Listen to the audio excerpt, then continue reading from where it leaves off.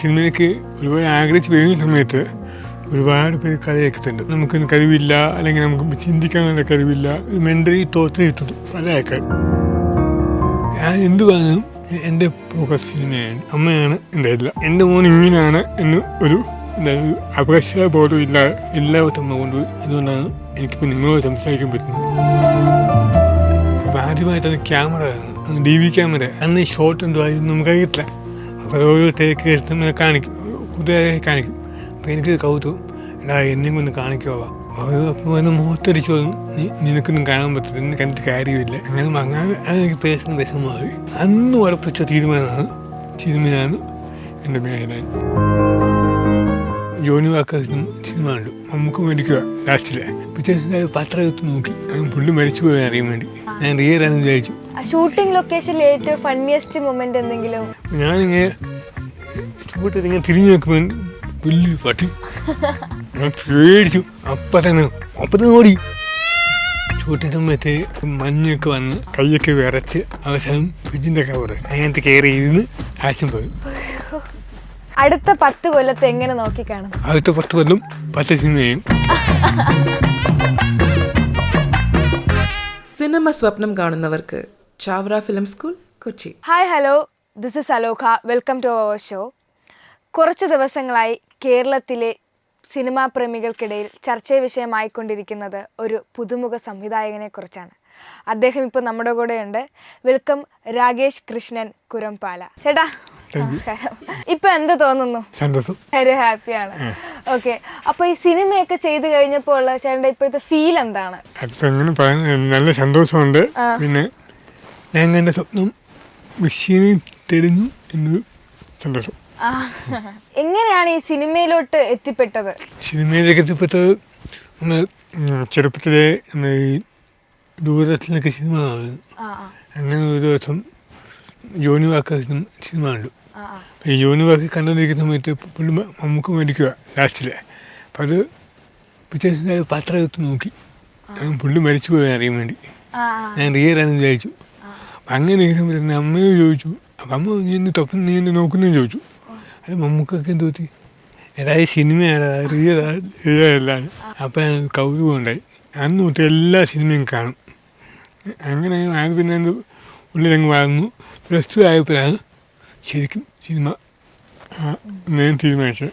അപ്പോൾ ഈ സിനിമ എടുക്കണം ഇങ്ങനെ തുടങ്ങിയപ്പോൾ നാട്ടുകാരും വീട്ടിലൊക്കെ ഉള്ളവർ എന്തായിരുന്നു റെസ്പോണ്ട് ചെയ്തത്? അത് നമ്മളിപ്പം പൊതുവെ എല്ലാവരും പറയുമല്ലോ, പണിക്ക് വല്ലതും പോടാ നമുക്ക് പറയാമല്ലോ, അതൊക്കെ സ്ഥിരം പല്ലില്ല. പക്ഷേ നമുക്ക് ഈ സിനിമയിലേക്ക് ഒരുപാട് ആഗ്രഹിച്ച് വരുന്ന സമയത്ത് ഒരുപാട് പേര് കഥ കേൾക്കുന്നുണ്ട്. പേഴ്സണലി വേദനിപ്പിച്ച് ഉണ്ട്. കാരണം നമ്മളൊക്കെ ഒന്നും പറ്റത്തില്ല, നമുക്കൊന്നും കഴിവില്ല, അല്ലെങ്കിൽ നമുക്ക് ചിന്തിക്കാനുള്ള കഴിവില്ല, അങ്ങനെയൊക്കെ ഒരു മെൻ്റലി തോറ്റിട്ടുണ്ട് പല ആൾക്കാർ. നമ്മളത് പിന്നെ ആദ്യമൊക്കെ നമുക്ക് വിഷമമുണ്ടാകുന്നു, പിന്നത് നമ്മൾ മൈൻഡ് ചെയ്യുന്നില്ല. മൈൻഡ് ചെയ്യാൻ പോയപ്പോൾ നമുക്ക് നമ്മുടെ കാര്യം നടക്കത്തില്ലല്ലോ. അത് ആ വരിക്ക് വിട്ടു. ഞാൻ എന്ത് പറഞ്ഞും എൻ്റെ ഫോക്കസ് സിനിമയാണ്. ഇപ്പോൾ ഇതേപോലെ ഇങ്ങനെ കുറച്ച് ഇച്ചിരി വയ്യാത്തൊക്കെ ആൾക്കാർ, ഇപ്പോഴത്തെ പുതിയ ചേട്ടന്മാരൊക്കെ ഈ സിനിമ ഇങ്ങനത്തെ ഉള്ളവർക്ക് സിനിമ ചെയ്യാൻ പറ്റില്ല, എനിക്ക് പറ്റില്ല എന്ന് പറഞ്ഞ് സിനിമയെ പേടിച്ച് നിൽക്കുന്നുണ്ട്. അവരോട് എന്താ പറയാനുള്ളത്? എന്തിനാ പേടിക്കുന്നത്? കഴിവുണ്ടെങ്കിൽ നമ്മൾ എവിടെയെങ്കിലും എത്തും. കാരണം നമ്മുടെ സമൂഹത്തിൽ നമുക്കും എല്ലാ മനുഷ്യനും ഓരോ കുറവുണ്ട്. ആ കുറവിൻ്റെ ഭയമൊന്നും നമുക്ക് ജീവിക്കാൻ പറ്റത്തില്ല. നമ്മളതിന് മറക്കുക. എന്തായാലും നമ്മുടെ ലക്ഷ്യം സിനിമയാണെങ്കിൽ സിനിമ, അതിലേക്ക് ഫോക്കസ് ചെയ്യുക. പിന്നെ ഏറ്റവും നല്ല ഇമ്പോർട്ടൻറ്റ് നമ്മൾ മനസ്സിലാക്കുന്ന കുറച്ച് കൂട്ടുകാർ വേണം, ഫ്രണ്ട്ഷിപ്പ്. അത് വലിയൊരു ഇമ്പാക്റ്റാണ്. ഞാൻ ഈ ഫീൽഡിലെത്തിയത് തന്നെ എൻ്റെ സുഹൃത്തുക്കളും എൻ്റെ അമ്മ ഒരുപാട് ഹെൽപ്പ് ചെയ്തു. പിന്നെ എന്നെ മനസ്സിലാക്കാൻ കുറേ സുഹൃത്തുക്കൾ നിൽക്കില്ല. അതുകൊണ്ടാണ് ഇപ്പം ഈ സിനിമ ചെയ്തതും ഇത് ഈ തിയേറ്ററിൽ എത്തിച്ചതും. കാരണം നമുക്ക് സുഹൃത്തുക്കൾ എന്ന് പറയുന്ന സംഭവം ഉണ്ടല്ലോ, ഭയങ്കര ദൈവം അനുഗ്രഹം. ഇപ്പൊ സുഹൃത്തുക്കളെ കുറിച്ച് തന്നെ പറഞ്ഞു. ഇപ്പം ഈ ഷോയിൽ തന്നെ വന്നത് 4 സുഹൃത്തുക്കളായിട്ടാണ്. അപ്പൊ ഈ സൗഹൃദത്തെ പറ്റി എന്താ പറയാനുള്ളത്? എൻ്റെ സൗഹൃദം എന്നെ മനസ്സിലാക്കിയത് അവർ മാത്രമേ ഉള്ളൂ. കാരണം ഞാൻ എവിടെ ചിന്തിക്കും, എവിടെ പ്രവർത്തിക്കും എന്ന് അവർക്ക് നന്നായിട്ട് അറിയാം. എന്നെ ഒരിക്കലും മാറ്റിവെക്കപ്പെട്ടിട്ടില്ല ഇതുവരെ. കാരണം എന്നെ അറിയാവുന്ന ആരും എന്നെ മാറ്റിയെടുക്കാൻ പറ്റില്ല. കാരണം അവർ ചേർത്ത് വിളിച്ചിട്ടുള്ളൂ. നമുക്ക് ഉദാഹരണത്തിന് കളിക്കൂട്ടെ ചെറുപ്പം തൊട്ട് തന്നെ കളിക്കൂട്ടെ അവരൊക്കെ ഭയങ്കര സപ്പോർട്ടാണ്. അവരൊക്കെ ചെറുപ്പത്തിലെ എല്ലാ പരിപാടിക്കും എന്നെ ഇൻവോൾവ് ചെയ്യിപ്പിക്കും, എന്നെങ്കിലും എല്ലാം ചെയ്യിപ്പിക്കും. അതൊക്കെ നമുക്ക് പോസിറ്റീവ് എനർജിയാണ്. കാരണം അവരങ്ങനെ ചെയ്യിക്കുന്നതുകൊണ്ടാണ് എനിക്ക് എൻ്റെ അസുഖത്ത് പോലും ഞാൻ മറന്നത്. എനിക്കിങ്ങനെ കുറവുണ്ടെന്ന് പോലും ഞാൻ മറന്നത്. ഇങ്ങനെ ഒരു കണ്ടീഷൻ ഉണ്ടായിട്ടും പടം ചെയ്യണമെന്നുള്ള ആഗ്രഹം വിട്ട് കളയാതിരുന്നത് എന്തുകൊണ്ടായിരുന്നു? അത് ഞാൻ പറഞ്ഞ മറ്റേ ജോലി വാക്ക സിനിമ ആണല്ലേ, അതിനുശേഷം ഞാൻ തീരുമാനമെടുത്ത് നമ്മുടെ പോളിടെക്നിക് പഠിക്കുന്ന സമയത്താണ്, കമ്പ്യൂട്ടർ സയൻസ് പോളിടെക്നിക് ഫൈനൽ പഠിക്കുന്ന സമയത്താണ് ഒരു സിനിമ തിരക്കഥാകത്താണെന്ന് ആദ്യം ആഗ്രഹിച്ചത്. അതിന് കുറേ അനുഭവങ്ങളൊക്കെ ഉണ്ടായിരുന്നു. അപ്പം അങ്ങനെ പോളിടെക്നിക് വെച്ച് കുറേ പിള്ളേരെല്ലാം വേറെ ബാച്ചിലെ സുഹൃത്തുക്കളെല്ലാം സിനിമ ചെയ്തു, ഷോർട്ട് ഫിലിം ചെയ്തു. അന്ന് ടെലിഫിലിമിനാണ് പറയുന്നത്. അപ്പം അങ്ങനെ ടെലിഫിലിം ചെയ്യുന്ന സമയത്ത് നമുക്ക് സിനിമ നമുക്ക് ഉള്ളിൽ കുഴപ്പമുണ്ട്. അപ്പം ആദ്യമായിട്ടാണ് ക്യാമറ കാണുന്നത്, DV ക്യാമറ. അപ്പം ഈ ക്യാമറ കണ്ടപ്പം അന്ന് ഈ ഷോട്ട് എന്തോ ആയിരുന്നു നമുക്കറിയത്തില്ല. അപ്പോൾ ഓരോ ടേക്ക് എടുത്ത് കാണിക്കും, കുതിരയെ കാണിക്കും. അപ്പോൾ എനിക്ക് കൗതുകം, എടാ എന്നെയും കൊണ്ട് കാണിക്കുവാ എന്ന് ചോദിച്ചു. അപ്പം അത് മുഖത്തടിച്ചു വന്നു, നിനക്കൊന്നും കാണാൻ പറ്റില്ല, എന്നെ കണ്ടിട്ട് കാര്യമില്ല, എന്നെക്കൊന്നും ചെയ്യാൻ പറ്റത്തില്ല, പിന്നെ എന്തിനാ ഇതൊക്കെ ചെയ്യുന്നു ചോദിച്ചു, കാണുന്നു ചോദിച്ചു. അങ്ങനെ വാങ്ങാതെ അതെനിക്ക് പേഴ്സണൽ വിഷമമായി. അന്ന് ഉറപ്പിച്ച സിനിമയാണ് എൻ്റെ മേഖല. ഇനിയിപ്പോൾ ഒരു സിനിമ ചെയ്തു അല്ലേ? അപ്പോൾ സിനിമ കളം at 24, അതിൽ പുതിയ വിശേഷങ്ങൾ എന്തൊക്കെയാണ്? പടം 3 ആഴ്ച ഓടി, പിന്നെ എല്ലാവരും നല്ല അഭിപ്രായമാണ്. പിന്നെ പൊതുവെ തിയേറ്റർ കുറവായതുകൊണ്ട് പലർക്കും കാണാൻ പറ്റിയിട്ടില്ല. പല സ്ഥലങ്ങളിൽ ചെല്ലുമ്പോഴും പലരും ചോദിക്കാറുണ്ട്, നമ്മുടെ തിയേറ്റർ ഉണ്ടോ, നമ്മുടെ തിയേറ്റർ മുന്നില്ല, ആകെ 8 തിയേറ്റർ കിട്ടിയിട്ടുള്ളൂ. കണ്ടതൊക്കെ നല്ല അഭിപ്രായമാണ്. ഇനിയിപ്പോൾ OTTക്ക് ഞങ്ങൾ ശ്രമിച്ചുകൊണ്ടിരിക്കുകയാണ്. OTTക്ക് വേഗം കാത്തിരിക്കുന്ന ഒരുപാട് ആൾക്കാർ ഉണ്ട്. ഷൂട്ടിംഗ് ലൊക്കേഷനിൽ ഏറ്റവും ഫണ്ണിയസ്റ്റ് മൊമെന്റ് എന്തെങ്കിലും ഓർമ്മയുണ്ടോ? ഒരുപാടുണ്ട്. ഞങ്ങൾ ഷൂട്ടിങ് ഡോഗ് ഉണ്ട്, ഡോഗിനെ ഷൂട്ട് ചെയ്യണം. അപ്പോൾ ഈ ഡോഗ് എനിക്ക് ഭയങ്കര പേടിയാണ്, നല്ല പേടിയാണ്. അപ്പോൾ ഈ ട്രെയിനിൽ വന്നിട്ട് ഞാൻ വന്നു, ഞാൻ ഡോഗിനെ കണ്ടില്ല. അപ്പോൾ ഞാനിങ്ങനെ ഷൂട്ടിട്ട് ഇങ്ങനെ തിരിഞ്ഞു നോക്കുമ്പോൾ വലിയൊരു പട്ടി, ഞാൻ പേടിച്ചു. അപ്പം തന്നെ ഓടി അതല്ല പേടിക്കണ്ട, അത് കെട്ടി തട്ടിയ ഒന്നും ചെയ്തു, പിന്നെ പേടിച്ച് അതിൻ്റെ അടുത്ത് വന്ന് നിന്ന്. അപ്പം ഇതൊക്കെ ഭയങ്കര ശരിയായിരുന്നു. ജസ്റ്റ് ഇങ്ങനെ തിരിഞ്ഞു നോക്കുമ്പോൾ പട്ടി പേടിച്ചു ഓട്ടം. ഇനി OTTയിൽ വരുമ്പോഴുള്ള പ്രതീക്ഷ എന്താണ്? OTT വരുമ്പം തീർച്ചയായിട്ടും എല്ലാവർക്കും ഇഷ്ടപ്പെടും. കാരണം തിയേറ്ററിൽ കണ്ട എല്ലാവർക്കും നല്ല അഭിപ്രായമാണ്. അതേ പ്രതീക്ഷയായിരിക്കും OTT ആയിരിക്കല്ലോ ഒരുപാട് ആൾക്കാർ കാണുക. അതിൻ്റെ ഒരു ഇമ്പാക്റ്റ് നമുക്ക് അനുഗ്രഹമായിരിക്കും. അടുത്ത 10 കൊല്ലത്തെ എങ്ങനെ നോക്കി കാണുന്നു? അടുത്ത 10 കൊല്ലം 10 സിനിമയും. ലൈഫിൽ ഏറ്റവും സപ്പോർട്ട് ചെയ്തത് അമ്മയാണെന്ന് പറഞ്ഞു. അമ്മയെ പറ്റി, അമ്മയാണ് ചേട്ടന് വേണ്ടി സംസാരിക്കുന്നതെന്നൊക്കെ ഇന്റർവ്യൂവിൽ കേട്ടിട്ടുണ്ട്. അപ്പോൾ അമ്മയെ പറ്റി എന്താണ്? അമ്മയെ പറ്റി നമുക്ക് എങ്ങനെ വർണ്ണിക്കാൻ പറ്റുമോ? ചുമ്മാ മുഴുവൻ നമുക്ക് വർണ്ണിക്കാൻ പറ്റത്തില്ല. പിന്നെ അമ്മയാണ് എൻ്റെ എല്ലാം. കാരണം ജീവിതത്തിലെ ഒരുപാട് ഈ സിനിമയ്ക്ക് വേണ്ടി തന്നെ, ഈ സിനിമയായി തന്നെ നമുക്ക് ഒരുപാട് സാമ്പത്തിക പ്രശ്നമുണ്ടായി. അന്നേരമൊക്കെ അമ്മ സപ്പോർട്ട് ഭയങ്കരമായിരുന്നു. കാരണം സ്വന്തം മോൻ ഇങ്ങനെ ഹാൻഡിക്യാപ്ഡായിപ്പോയി എന്ന് വിചാരിച്ചാൽ അവന് മറ്റുള്ളപ്പോൾ നടക്കണം, മറ്റുള്ളപ്പോൾ ചിന്തിക്കണം, മറ്റുള്ളപ്പോൾ പ്രവർത്തിക്കണം എന്ന് വിചാരിച്ച് എന്നെ എല്ലാ പരിപാടിയും കൊണ്ടുപോകും, എല്ലാത്തും എന്നെ കൊണ്ടുപോകും. ഒരു എൻ്റെ മോൻ ഇങ്ങനെയാണ് എന്ന് ഒരു അവകാശബോധം ഇല്ലാതെ എല്ലാവരും അമ്മ കൊണ്ടുപോയി.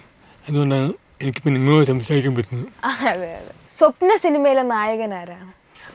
അത് മലയാള സിനിമയിൽ ലെഗൻഡറി ആർട്ടിസ്റ്റ് ഉണ്ടല്ലോ, മോഹൻലാൽ, അങ്ങനെയൊക്കെ നല്ല ആർട്ടിസ്റ്റ്. ഏറ്റവും ഇൻഫ്ലുവൻസ് ചെയ്യപ്പെട്ട ഒരു ഡയറക്ടർ? അത് കുറേ പേരുണ്ട്.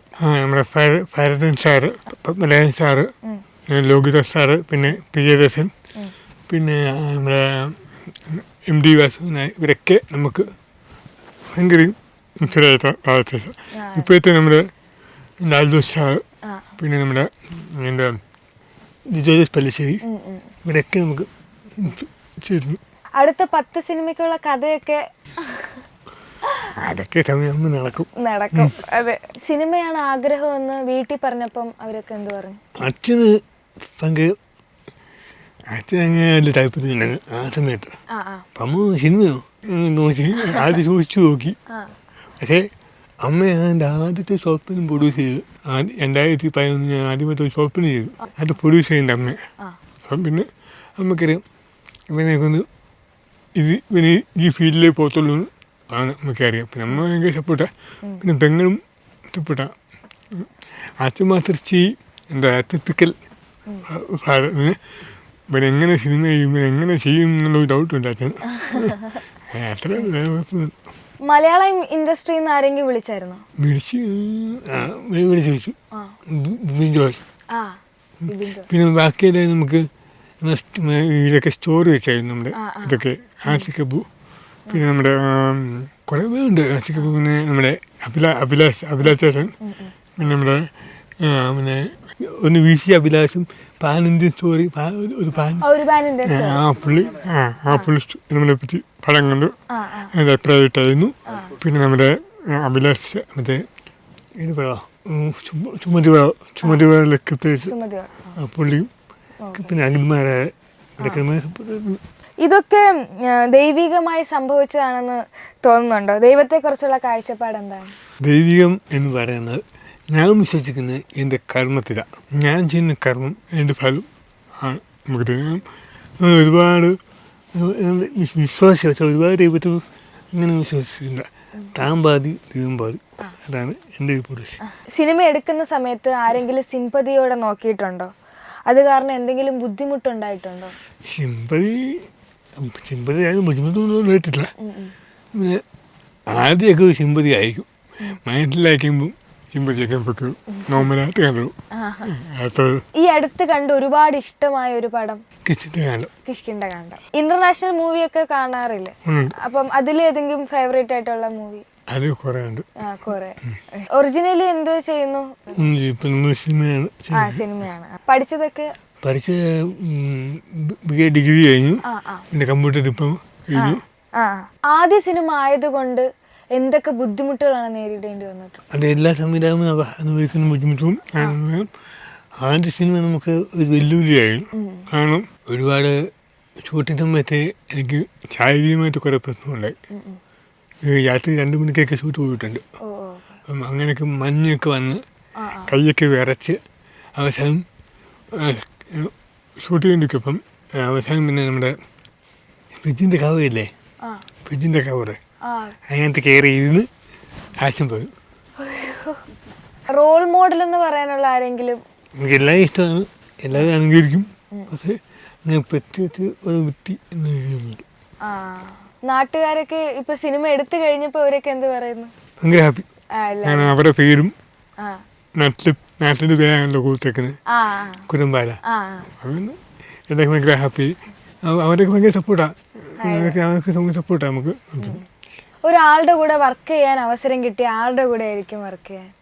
ഏറ്റവും കൂടുതൽ ആദ്യത്തെ പ്രിയദർശൻ വർക്ക് ചെയ്യാൻ. പിന്നെ നമ്മുടെ ലിജോസ് പല്ലിശ്ശേരി, അവരൊക്കെ ആണെങ്കിൽ നമുക്ക് ലാലത്തോടും നമുക്ക് കൂടെ ഒക്കെ ചെയ്യുന്ന ആഗ്രഹമുണ്ട്. ഇനി ഏത് ജനറൽ സിനിമ ചെയ്യാനാണ് ആഗ്രഹം? എല്ലാ ടൈപ്പ്, കോമഡി, പിന്നെ കുറച്ച് നല്ലൊരു ത്രില്ലർ, പിന്നെ നമ്മുടെ ലവ് സ്റ്റോറി, എല്ലാ ടൈപ്പിലുള്ള സിനിമയും ചെയ്യാൻ ആഗ്രഹം. അടുത്ത സിനിമ ചെയ്യും എന്ന് എനിക്ക് പറയാൻ പറ്റത്തില്ല. അത് ഞാൻ നോക്കുന്നുണ്ട്. സിനിമയുടെ തുടക്കം എങ്ങനെയായിരുന്നു? ഈ സിനിമ 2022 തുടങ്ങി. ഈ മാർച്ച് മാസം 2020 ചിങ്ങമാസം, അതായത് ഓഗസ്റ്റ് മാസത്തിലാണ് നമ്മുടെ യൂണിറ്റ് തുടങ്ങിയായിരുന്നു. ക്യാമറ ഒക്കെ വാങ്ങിച്ച യൂണിറ്റ് തുടങ്ങിയായിരുന്നു. അപ്പോൾ ക്യാമറ അങ്ങനെ അവിടെ നിന്നായിരുന്നു തുടക്കം ഫസ്റ്റ്. അങ്ങനെ അന്ന് നമ്മൾ OTT പ്ലാറ്റ്ഫോമിൻ്റെ ഭയങ്കര ഇതായിരുന്നു. അപ്പോൾ അവർക്ക് വേണ്ടി ഒരു പടം ചെയ്യാൻ തീരുമാനിച്ചു. അങ്ങനെയാണ് നമ്മൾ ഒരു സ്ക്രിപ്റ്റ് അന്ന് ഒരു വാർത്ത കണ്ടു. അപ്പോൾ ആ വാർത്ത ആസ്പദമാക്കിയിട്ടാണ് കഥ ഉണ്ടാക്കിയും സ്ക്രിപ്റ്റ് ചെയ്തും എല്ലാം. അങ്ങനെ തുടങ്ങി. പ്രൊഡ്യൂസർ നമ്മുടെ CMK പ്രൊഡക്ഷൻ എന്ന് പറഞ്ഞ ഒരാളുണ്ട്. പുള്ളിയാണ് പ്രൊഡ്യൂസ് ചെയ്തത്. പിന്നീട് നമ്മളും കൈ പ്രൊഡ്യൂസ് ചെയ്തു നമ്മുടെ കമ്പനിക്ക്.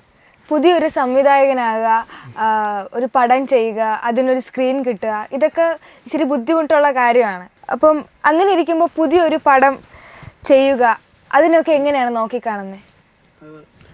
അതൊക്കെ നമ്മൾ 13 വർഷത്തെ കഷ്ടപ്പാടാണ് ഈ സിനിമ ചെയ്യാൻ വേണ്ടി.